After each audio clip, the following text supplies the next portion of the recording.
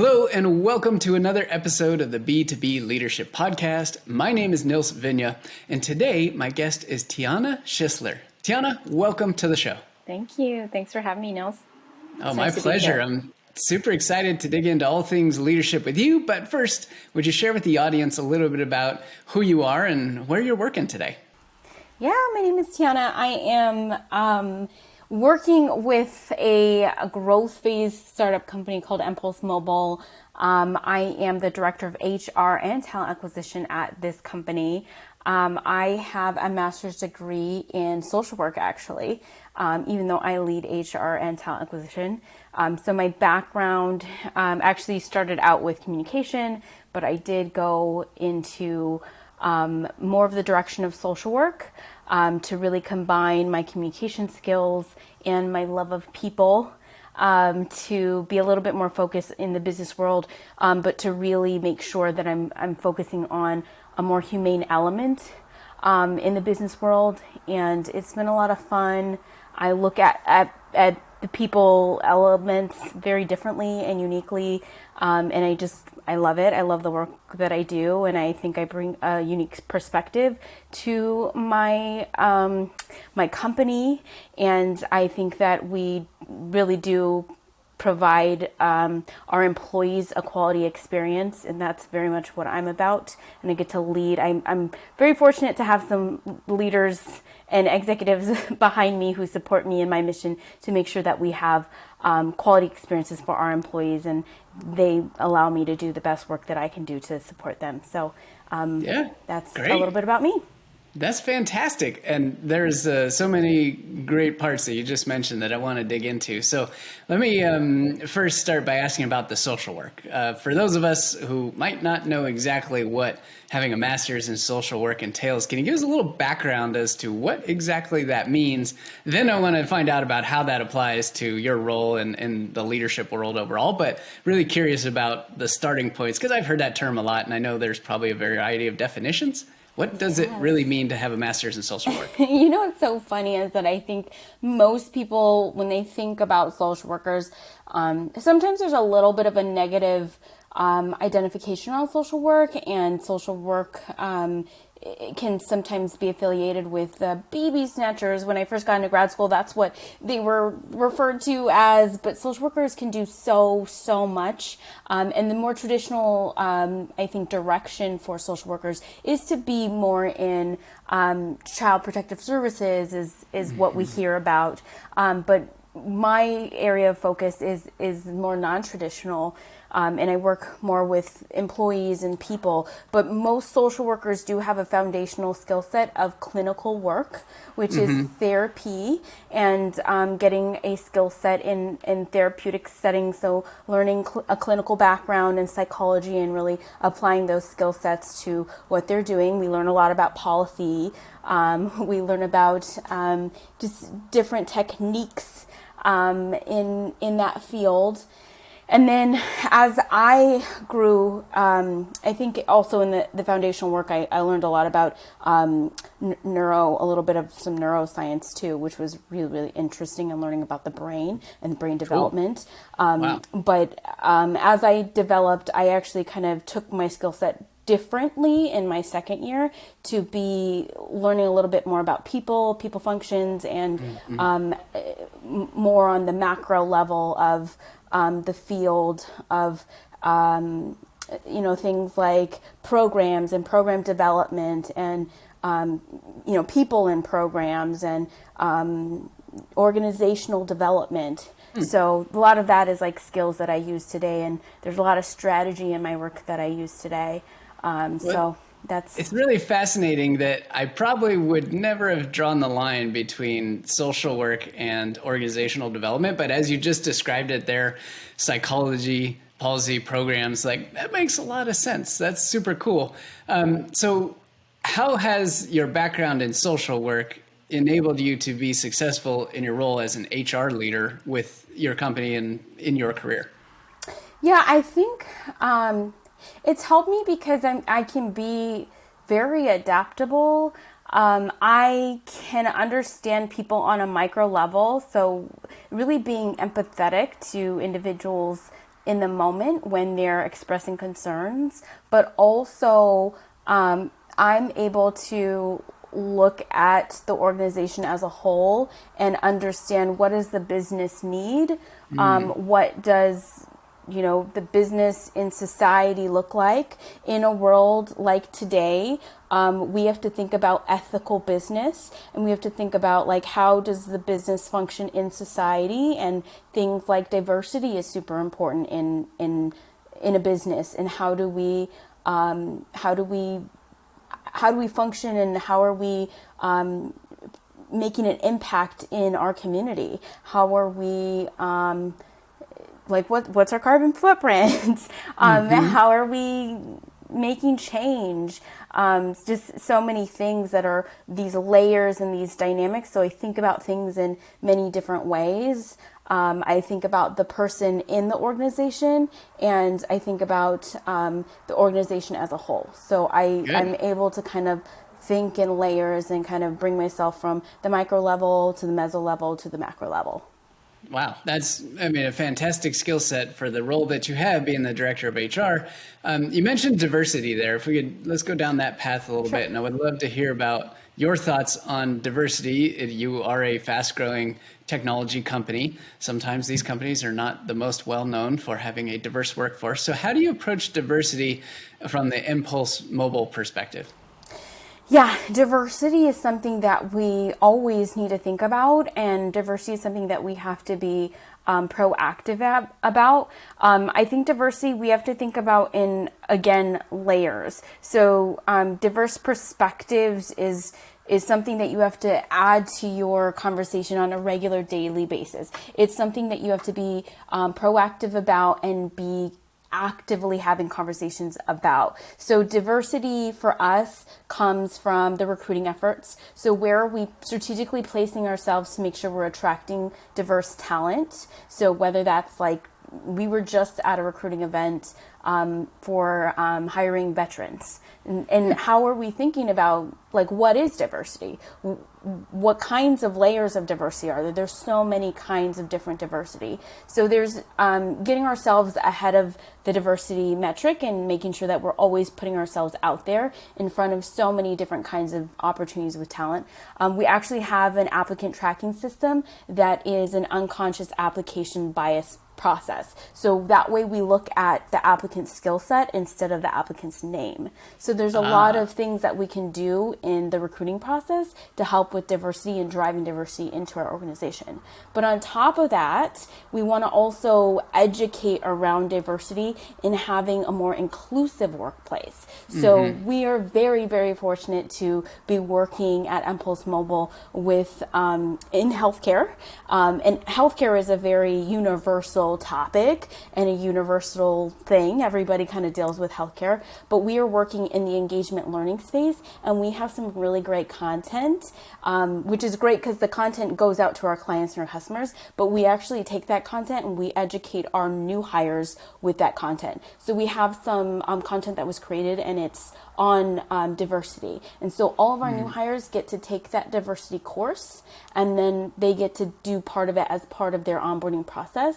And then we're having diversity discussions on a regular basis, on a quarterly basis. So we have like an open forum where we're facilitating diversity discussions to just have it be part of like the regular conversation. And this is just like a few things that we're doing, but there's so many different things that we can do. And I'm constantly getting feedback about like, hey, this is what I want to see. This is what I want to see. This is what I'm curious about learning a little bit more about. So always having that open door policy of like, what else could we be doing? And what more is there to do? And what more can we welcome? Because that's what we want to do.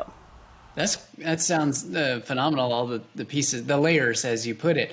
I'm curious from a leadership perspective inside of your company. Is this something that you are championing, and is this something led by the founders? Is it embedded in your culture? Like, how did that amount of progress and focus on diversity actually take shape over time?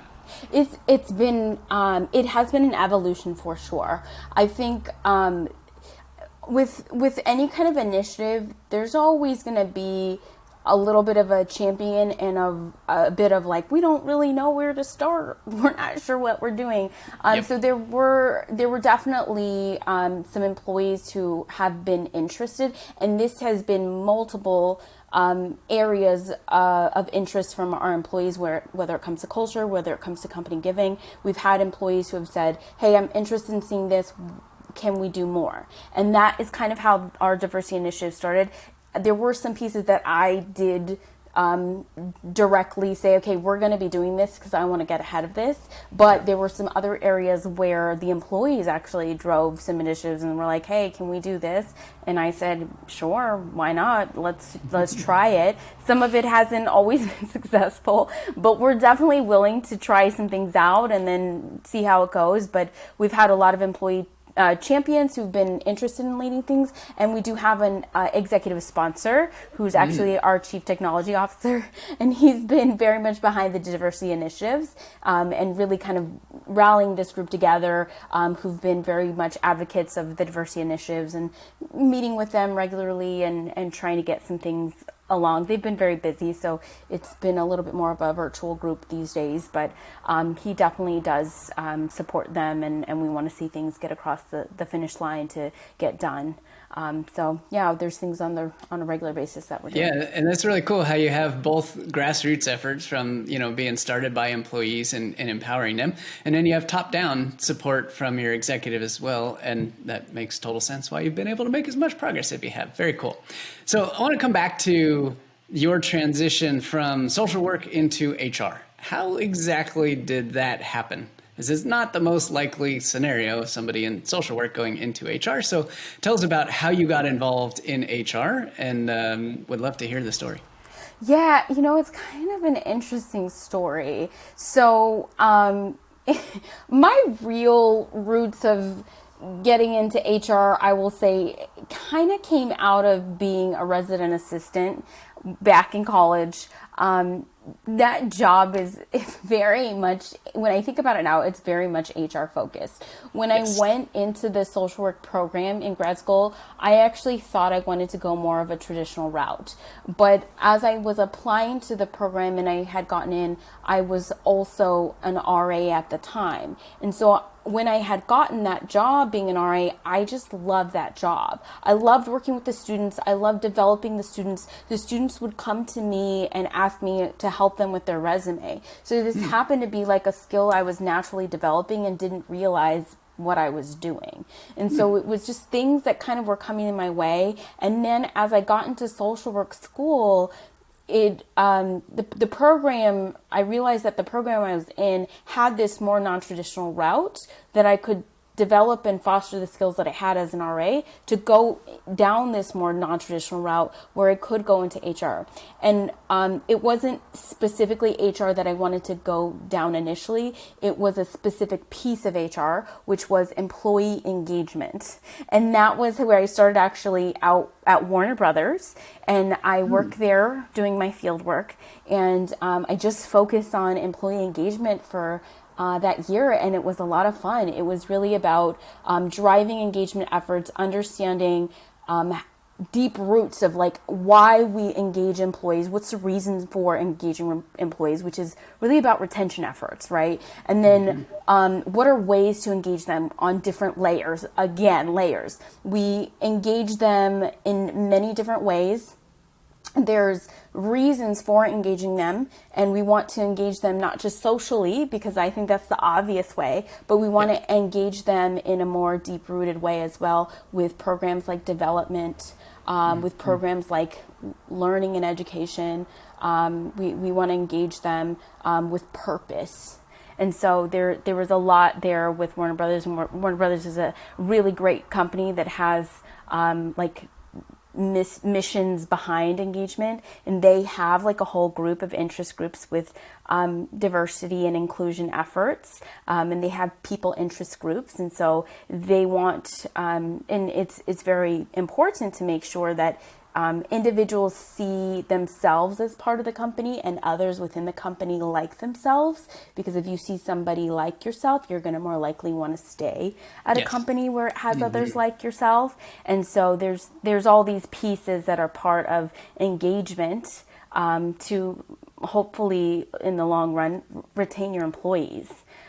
So that's kind of where my interest kind of started, and then it developed out of there. And then I kind of went backwards and went back to like the traditional HR. Let me start with doing like an HR specialist type of role and really get the mix of what true HR is. And then I'll build from there. And then I got back to going into more of the startup world, which is where driving the engagement is important, but also building the culture is super important, and developing our employees and starting really good foundations for a company as you build it up are super important. And that's where I've been, and that's where I've been growing the culture. And it's been a lot of fun. That's fantastic. That's an awesome ride, right? And there's the common thread of you continuously looking to push the envelope of what you enjoy, what you are good at, while leveraging all these unique skill sets and talents, everything from social work to being an RA, right? Sometimes that RA position, pretty thankless job back then. And there might have been a few HR violations that I committed against my RA way back. We won't get into too much of that, but you sound like a much better RA than I ever had. That was definitely a fun job. Awesome. All right. So in your role today, I know oftentimes working very closely with the leaders within your company. And I want to get your perspective on a couple of different topics, things that are consistent across all the leaders that I work with and have heard. And these are consistent themes. These are not specific to you necessarily, but would love for your perspective on how to think about situations like these. So the first one is, sometimes people, even in a leadership position, feel like they're being set up to fail. And by that, I mean, they just, don't feel equipped with the tools, don't feel supported by the organization, by their leader, by their team, whatever it is. And I'm curious, what you think of that position that somebody might be in, and two, what advice you might have for somebody in that position for how to get out of that position. Yeah, it's an interesting place, I think, for someone to be in. I think it's really important for an individual to really feel like they know that they do have some control in their role, right? There is going to have to be a balance a little bit between some of my advice for an individual who may find themselves in a situation like this is really to understand what their boundaries are. So if you're in a role where you're feeling like, or you're in a position where you're feeling like you're set up to fail, is there anything that you feel like you can do about it?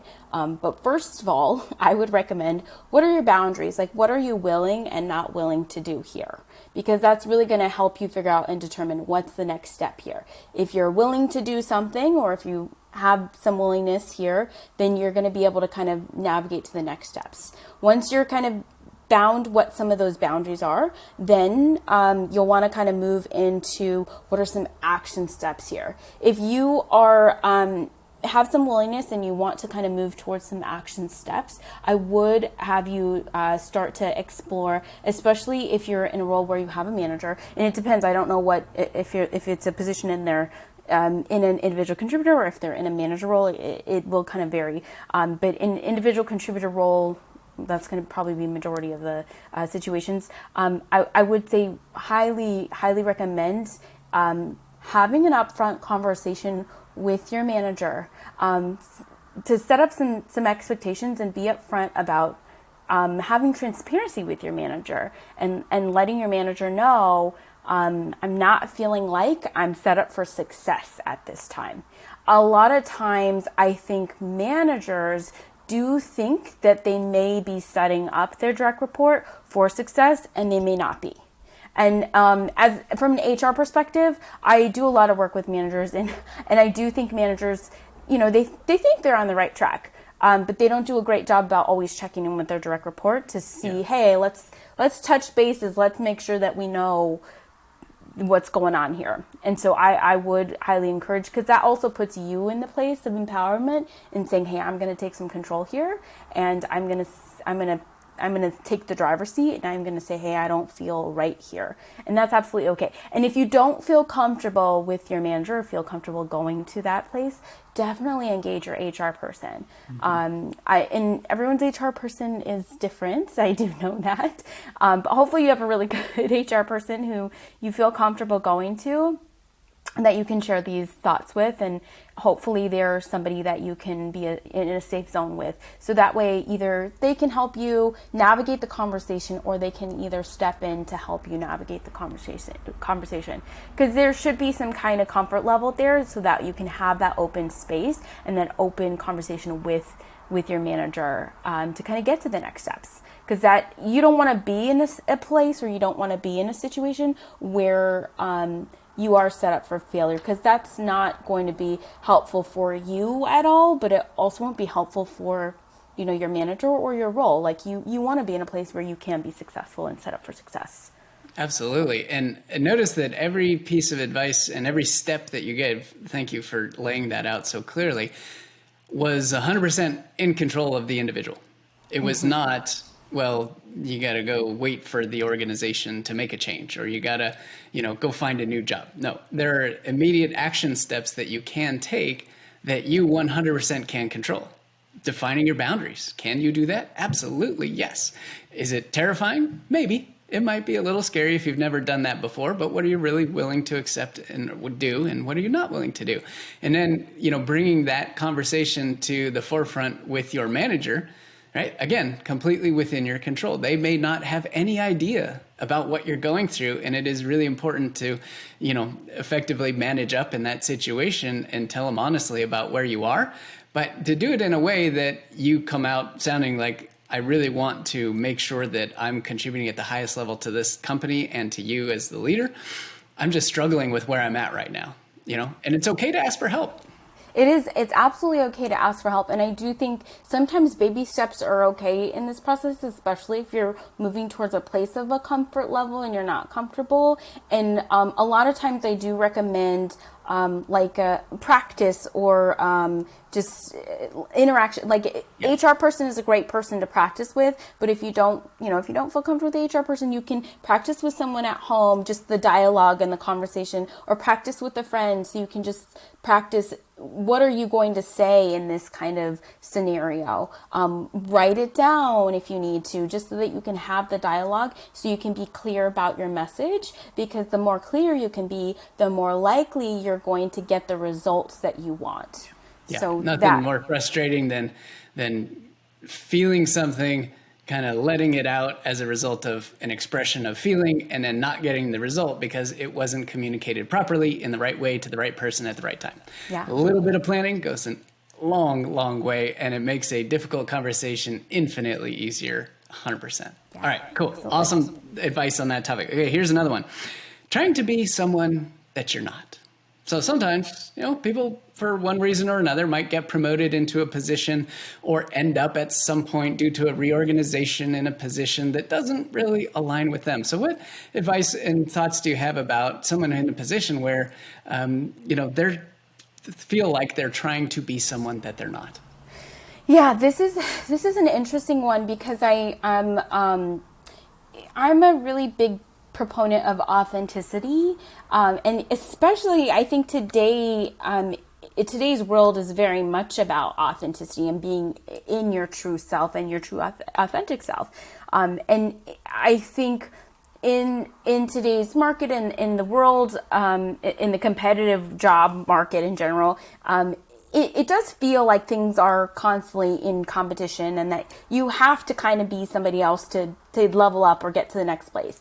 But you don't have to be. I think one of the most important things to do is just to make sure that you're spending enough time self-reflecting and understanding what it is that you want, and know what it is that, again, like your boundary setting, or what are you willing to do and what are you not willing to do? So understanding boundaries with yourself, understanding what truly it is that you're interested in, and to also kind of exploring and understanding when to maybe say no, because those are really tricky times.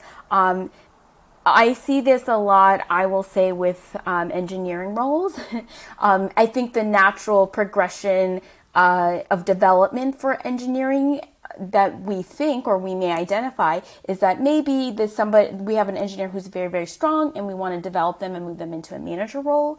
And that may not be the best next step. But what can we do to develop an engineer? Is it that we want to move them into a manager?